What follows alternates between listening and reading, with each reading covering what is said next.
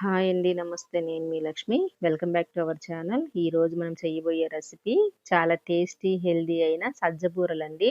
ఈ సజ్జలతో సంగటి గాని, రొట్టెలు గాని, ఇలా స్వీట్ బూరలు గాని, కారం వడలు గాని చేస్తారు. చాలా అంటే చాలా టేస్టీగా ఉంటుంది. పిల్లల నుంచి పెద్దల వరకు ఫుల్ ఎనర్జీ అండి సజ్జలనేది. ఈ సజ్జ పిండితో సంగటి కూడా చేస్తారండి. ఒకవేళ మీరు కావాలంటే కామెంట్ పెట్టండి. అది కూడా చేసి చూపిస్తాను. ఇప్పుడు ఇది ఎలా చేయాలో తయారీ విధానం చూద్దాం. సజ్జ పిండి కోసము 1 కిలో సజ్జలు తీసుకునేసి, వీటిల్ని శుభ్రంగా క్లీన్ చేసుకునేసి, ఒక బౌల్‌లోకి 2 కప్పులు సజ్జలు వేసుకునేయాలి.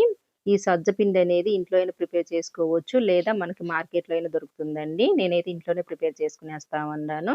ఇందులోకి సరిపడా అన్ని నీళ్లు వేసుకునేసి, 1, 2 సార్లు శుభ్రంగా కడిగేసి మూత పెట్టుకునేసి ఒక 8 గంటలు నానబెట్టుకునేయాలండి. నేనైతే నైట్ నానబెట్టినాను. పడుకునే ముందర నానబెట్టినామంటే మనకు పొద్దున్నేకి చక్కగా నానతాయి. మనం సద్దబూరలు చేసుకునేకి ఈజీగా ఉంటుంది. మరుసటి రోజు మార్నింగ్ చూపిస్తా ఉన్నానండి. మూత తీసి చూస్తే మనకి చక్కగా నానిపోయినాయి చూడండి. ఇలా నానితే సరిపోతుంది సజ్జలనేది. ఇప్పుడు ఇందులో నీళ్ళన్నీ వంపేసేసి మళ్ళీ ఒకసారి కడుక్కునేసి వీటిల్ని చెమ్మ లేకుండా మొత్తం ఇలా వడగట్టుకున్న తర్వాత కాటన్ క్లాత్ మీద గాని, లేదా టవల్ మీద గాని వేసుకునేయాలి. ఫ్యాన్ కిందనే ఆరబెట్టుకునేయాలండి. మనం అరిసెలకి బియ్యం ఎలా ఆరబెట్టుకుంటామో అలా ఆరబెట్టుకోవాలి. ఎండలో అయితే అస్సలు వేయకూడదు. ఇలా మొత్తం వేసుకున్న తర్వాత ఇలా వెడల్పుగా చేతితో అనుకునేసి ఒక 2 గంటలు ఇట్లే వదిలేయాలి. 2 గంటలు చక్కగా ఆరిపోయినాయంటే మనకివి పొడి పొడిలాడుతూ వస్తాయి. 2 అవర్ల తర్వాత చూపిస్తా ఉన్నాను చూడండి. చక్కగా ఆరిపోయినాయి గదా! ఇలా ఆరిపోతే సరిపోతుంది. ఇలా చక్కగా ఆరిపోయిన సజ్జల్ని ఒక బౌల్‌లో వేసుకునేద్దాము. ఇలా బౌల్‌లో వేసుకున్న సజ్జల్ని ఇందులోంచి సగం సగం మిక్సీ జార్‌లో వేసుకునేసి మిక్సీ వేసుకోవాలి. ఒకవేళ మీరు ఎక్కువ క్వాంటిటీలో చేస్తామంటే బయట మిల్లులో అయినా గూడా ఆడించుకోవచ్చు. ఇలా సగం ఒక మిక్సీ జార్‌లో వేసిన తర్వాత దీన్ని కొంచెం ఇట్లా మెత్తగా వేసుకోవాలి. మరీ మెత్తగా అవ్వదండి ఈ పౌడర్ అనేది. కొంచెం బరగ్గానే ఉంటుంది చూసారు గదా! అలా అని ఇది మనం జల్లించకూడదు. అట్లే డైరెక్ట్‌గానే ఒక మిక్సింగ్ బౌల్‌లో వేసుకోవాలి. మిగతా సజ్జలను గూడా ఇదే మాదిరిగా వేసుకునేద్దాము. మనకి పిండనేది కొంచెం బరగ్గానే ఉంటుంది సజ్జ పిండనేది.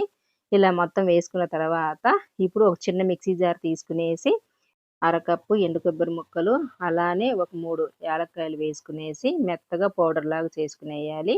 ఇలా చేసుకున్న కొబ్బరి పౌడర్‌ని పక్కన పెట్టుకునేసి, ఇప్పుడు మనం సజ్జ పిండిని కొలిచి తీసుకునేద్దాము. ఇలాంటి ఏ బౌల్ అయినా తీసుకోవచ్చండి మెజర్‌మెంట్‌కనేది. ఇప్పుడు దీన్ని ఒక మిక్సింగ్ బౌల్‌లో వేసుకునేద్దాము. మనం మిక్సీ పట్టిన సజ్జ పిండనేది 3 కప్పులొచ్చినాయండి. కరెక్ట్‌గా చూసారు గదా! ఇప్పుడు ఇందులో మనం మిక్సీ పట్టిన కొబ్బరి పొడి గూడా వేసుకునేసి ఇందులోనే ఒక 2 స్పూన్లు ఏంచిన నువ్వులు వేసుకునేసి, ఒక చిటికెడు సాల్ట్ గూడా వేసుకునేద్దాము. సాల్ట్ వేసేదాని వల్ల సజ్జ బుర్రలు ఎన్ని తిన్నా మనకి ఎగుటనిపించదు.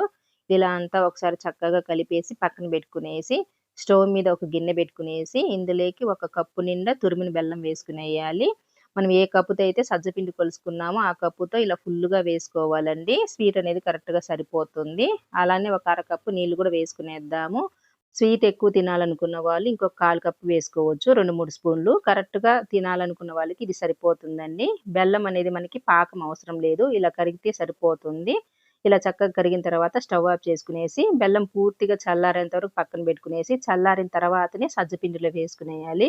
వేడి వేడిగా వేసుకోకూడదండి. చల్లారిన తర్వాత ఇలా స్ట్రెయినర్‌తో వడగట్టుకునేయాలి. ఇలా వేసిన తర్వాత ఇప్పుడు మనం చేత్తోనే ఇలా చక్కగా పిండిని మొత్తం కలుపుకునేయాలి. ఇలా పిండి కలిపేప్పుడు మనం తీసుకున్న బెల్లం నీళ్లు చాలకపోతే కొన్ని నీళ్లు వేసుకొనేసి ఈ పిండిని చక్కగా కలుపుకోవచ్చండి. అలానే మనం కలిపేప్పుడు పిండనేది జారుడుగా అయినా గానీ కొంచెం గోధుమ పిండి వేసుకునేసి కలుపుకోవచ్చు. పిండినంతా ఇలా చక్కగా కలుపుకునేయాలండి. మరీ గట్టిగా కాకుండా, అలానే జారుడుగా కాకుండా చూసారు గదా! ఇలా కలిపిన తర్వాత ఇప్పుడు ఇందులో ఒక 2 స్పూన్లు నెయ్యి వేసుకునేద్దాము. నెయ్యి గూడా వేసిన తర్వాత పిండినంతా ఇలా బాగా కలిపేసేసి మూత బెట్టి టైం ఉంటే ఒక 20 నిమిషాలు నానబెట్టుకోవచ్చు. లేదంటే కనీసం ఒక 10 నిమిషాలైనా నానబెట్టేయాలండి. 10 నిమిషాల తర్వాత మనం మూత తీసి మళ్ళీ ఒకసారి ఈ పిండినంతా చక్కగా కలుపుకునేయాలి. 5 నిమిషాలు పిండనేది ఇలానే కలిపినామంటే బూరెలనేది మనకు చక్కగా పొంగుతాయి. కలపడంలోనే ఉందండి మనకు బూరెలు చేసేది. పిండి ఇలా కలిపిన తర్వాత కొంచెం ఇట్లా చేత్తో పట్టి చూడాలి.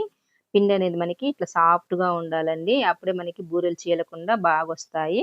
ఇప్పుడు దీన్ని పక్కన పెట్టుకునేసి ఒక ఆయిల్ పేపర్ తీసుకునేయాలి. నూనె పేపర్ ఉంటుంది గదా! ఆ పేపర్ తీసుకునేసి చేతికి, పేపర్‌కి నీళ్ల తేమ చేసుకునేసి మనకి ఏ సైజు కావాలంటే ఆ సైజు ఉండ చేసుకునేసి ఇలా పల్చగా చేత్తోనే అటు ఇటు క్రాకులనేది రాకుండా ఇలా చేసుకోవాలండి.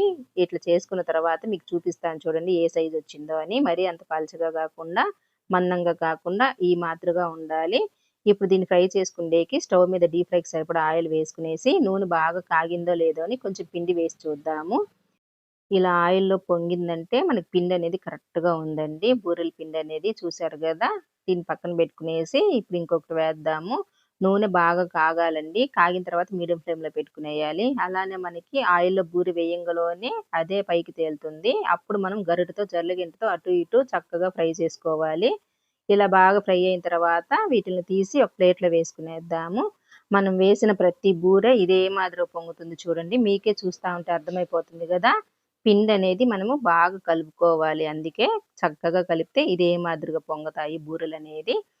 ఇవి ఆయిల్‌లోంచి తీసిన తర్వాత ఒక టిష్యూ పేపర్‌లో వేస్తే ఎగస్ట్రా ఆయిల్ ఏదన్నా ఉన్నా పీల్చేస్తుంది. ఇప్పుడు మనం ఆయిల్ పేపర్ మీద కాకుండా ఒక కాటన్ క్లాత్ తేమ చేసుకునేసి దాని మీద ఇలా తట్టుకునేయాలి. కాటన్ క్లాత్ మీదైతే ఇంకా బాగొస్తాయండి బూరెలనేది. ఇలా మొత్తము ఒక 4 చేసుకునేసి దీన్ని వడల్లాగా చేసుకునేద్దాము. అంటే మధ్యలో ఇలా హోల్స్ పెట్టుకునేయాలి. వడలు చేసుకోవచ్చు, బూరెలు చేసుకోవచ్చండి. ఇలానే కారం వడలు గూడా చేసుకోవచ్చు. ఒకవేళ మీకు కావాలనుకుంటే కామెంట్ పెట్టండి. కారం వడలు కూడా చేసి చూపిస్తాను. వీటిల్ని గూడా ఇప్పుడు మనం ఫ్రై చేసుకునేద్దాము. ఇవి గూడా ఎంత చక్కగా పొంగినాయో చూడండి. మనకి నూనె గూడా వేడిగా ఉండకుండా మీడియం ఫ్లేమ్‌లోనే ఉంది. మొత్తం ఇదే మాదిరిగా చేసుకునేద్దాము. మిగతాటివి గూడా ఇదే మాదిరిగా హోల్స్ పెట్టకుండా బూరెల్లాగా చేస్తా ఉన్నాను. అన్నీ చేసిన తర్వాత చూపిస్తానండి. మనం తీసుకున్న పిండికి ఎన్ని వడలొచ్చినాయా అని. చక్కగా ఇలా సజ్జ బూరెలనేది రెడీ అయిపోయింది. ఇలా చేసుకునేస్తే మనకివి 20 రోజులైనా నిలువుంటాయండి. అప్పుడప్పుడు ఇలా వెరైటీగా చేసి పెడితే పిల్లలు గూడా ఇష్టంగా తింటారండి. అలానే షుగర్ ఉన్న వాళ్ళు గూడా హ్యాపీగా తినేయొచ్చు. మనం ఏసింది ఇందులో బెల్లమే కాబట్టి ఎటువంటి ఇబ్బంది లేకుండా తినేయొచ్చు. పైన క్రిస్పీగా, లోపల సాఫ్ట్‌గా భలే ఉంటాయండి సద్ద బూరెలనేది. ఒక్కసారి ఇలా చేసుకొని తినిన తర్వాతనే కామెంట్ పెట్టండి మీకెలా వచ్చిందనేది. వీడియో నచ్చితే లైక్ చేయండి. ఇలాంటి మరెన్నో రెసిపీస్ కోసం మన ఛానల్‌ని సబ్స్క్రైబ్ చేసుకొని, మీ ఫ్రెండ్స్ అండ్ ఫ్యామిలీకి షేర్ చేసి, పక్కనే ఉండే బెల్ ఐకాన్ క్లిక్ చేస్తే నేను పెట్టే వీడియోలు మిస్ అవ్వకుండా చూడడానికి.